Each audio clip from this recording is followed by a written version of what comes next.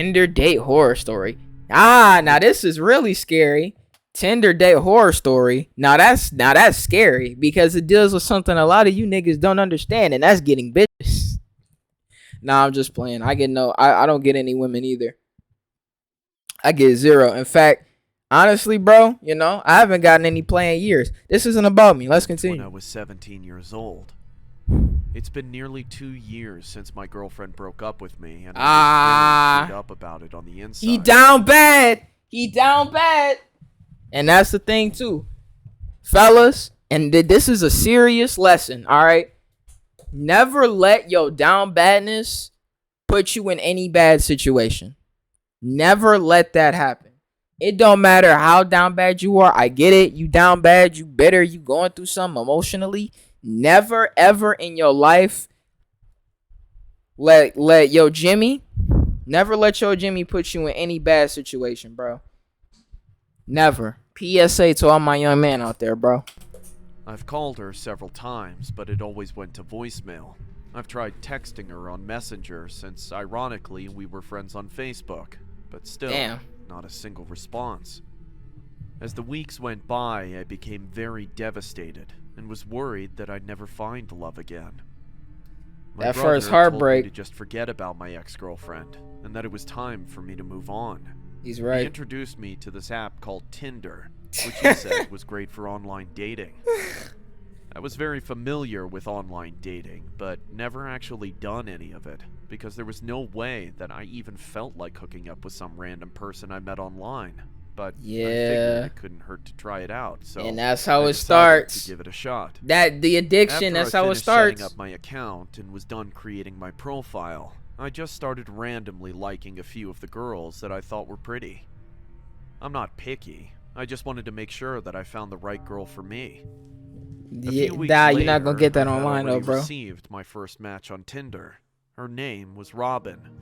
Oh my god!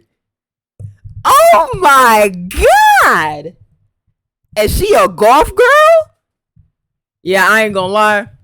I'm not gonna lie. Like, I know I just gave that lesson, but look, bro. If I match with a golf Betty, bro, hey, I might be on the news as the next victim, bro. I don't know. That's how you get niggas nowadays. Look at her, bro. It's a drawing, K. I know it's a drawing, but look at her, bro. Nah, I ain't gonna lie with y'all on this one. I might have been packed up too. She had blue hair, freckles, and beautiful amethyst purple lips. According to her profile, she had the same interest in the stuff I was into, and was even around the same age as me. That's crazy. Even better. Now, what's the better part? She lived in the same town as me. Golly! Now, when you do stuff online, like you can tell when it's a catfish. I won't lie. Like, okay, she got the same interests as me, but it's only one picture. It's not, there are certain things you could point out to tell that a profile is possibly fake. But like in this scenario, if she got, multiple pictures, the account doesn't look fake, and she seemed like the perfect match, and she looked like she got the golf girl aesthetic, my ass would have been dead for sure. Y'all would have seen me on the news, bruh. By the way, I live in Memphis, Tennessee. We started having a friendly group chat on Tinder, which was going well. Her message said, "You may not know me, but we went to the same high school." I replied, "Are you sure?" She said, "Yeah, I was always the quiet one at the back of class. Anyways, I think you're really cute. We should hang out sometime." I agreed and asked her to where she wanted to hang. I gave that whole speech earlier about like never let. I mean, what I said still stands, but like, look at bro face. As a down bad nigga myself, I might have been out of here. Hang out. I might have been out of here. Be there. She said we'd hang out at her place and meet her at the park tomorrow night at her around crib? 9 p.m. I accepted. I got to the park that night at around 9 p.m. sharp. I didn't call her because I didn't want to sound too desperate. Some time passed and I finally decided to call her to no response. I also tried texting her to no avail as well. She still my nigga. It was around 9:30 p.m. There was still no sign of her, and I was beginning to grow impatient. I was starting to think that maybe she wasn't going to show up at all. I sighed and said, I knew this was too good to be true. She's not even here yet. Damn. Now this is scary because this was like a real, I could see my, like all the other situations, like, nah, niggas in the middle of nowhere, niggas going to places that they like niggas doing shit that, you know, they know better. Now, am I going to go meet a girl out at night like this? Unless I got my own whip? Hell no, I'm not doing that. But if in a situation like this, this is a situation where I'm like, okay, I could see myself in this position. Now, this is actually scary because my ass would have been dead. I would have been dead. Oh well, so much for online dating. I was about to start my walk home when suddenly I saw a black convertible pull up to my location. The car stopped right in front of me, and the window rolled down, revealing a creepy-looking old man who was probably in his mid-30s. He gazed at me with a weird smile and asked, "You going somewhere, kid?" Oh, I responded, "Yeah, I'm just headed home."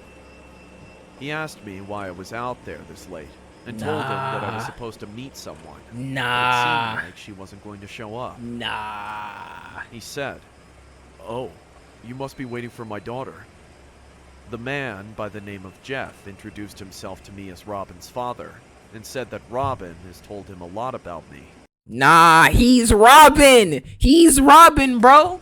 He told me that Robin couldn't meet me at the park because she remembered that was the night she had to go to a slumber party with her friends, and she forgot to cancel. And she couldn't have told me that? She wouldn't be home till 11 o'clock, and that's when I knew my night was a bust. He apologized and offered to give me a ride home. Fuck, don't get in the car with that nigga. I knew it was going to take too long for me to walk, so I accepted. You stop! That doesn't... Okay, never mind. Not everything, but majority of what I said, out the window. Because this is suspicious. I'm supposed to meet this girl who is basically perfect for me. And then this random nigga claiming to be her father pulls up at the exact spot I was supposed to be at, gives this BS vague. Come on, bro. Come on. You're not using your brain, Timothy. You are not using your head. You are not thinking clearly. I knew all the shortcuts to my house. I told him where I lived and how to get dumbass. You dumb nigga, bro. I told him where I live. See, it's out the window. Because you should know better. You should know better. Yo, anything that happened to nigga is kind of his fault, bro. After a few minutes, I was feeling tired from being out so late. So I closed my eyes for just a few short seconds and dozed off. Not long afterward, I awoke. Feeling a little drowsy, I rubbed my eyes and realized that I was still in the car. I asked the man where we were, as this wasn't the usual route to my house. He said, "Relax, kid, this is a shortcut. We're almost there." I asked where we were going, and then he looked at me with some sinister grin on his face and just chuckled. I felt my heart almost explode out of... I think I might need to invest in a face cam because the face I just made, the face I just made is, bro. This nigga's stupid. My chest. This nigga's a dumbass, bro. I looked down and saw a handgun sticking out of his jacket pocket. I put two and two together and realized what was happening. I told him, "Let me out now." You got a lot of nerve making demands to a nigga with a gun in his pocket. Got a lot of gusto making demands to a nigga with a gun in his pocket. What I look like telling a nigga, "Let me out"? Excuse me?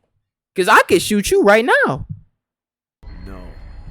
No. He put his foot on the accelerator, speeding up the car. I tried to get out, but he had already put the chob lock. Hey, bro.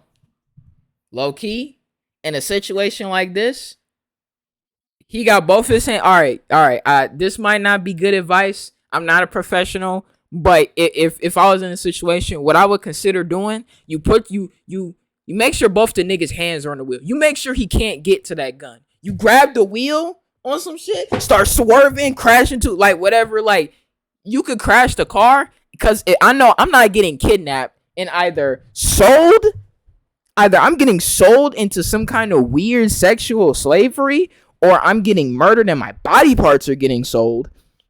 But what I'm doing, if I'm not getting kidnapped and getting put in either one of those situations, so I'm gonna swerve this car and we gonna hit a damn tree and either because I'm taking you with me, nigga. Walk on.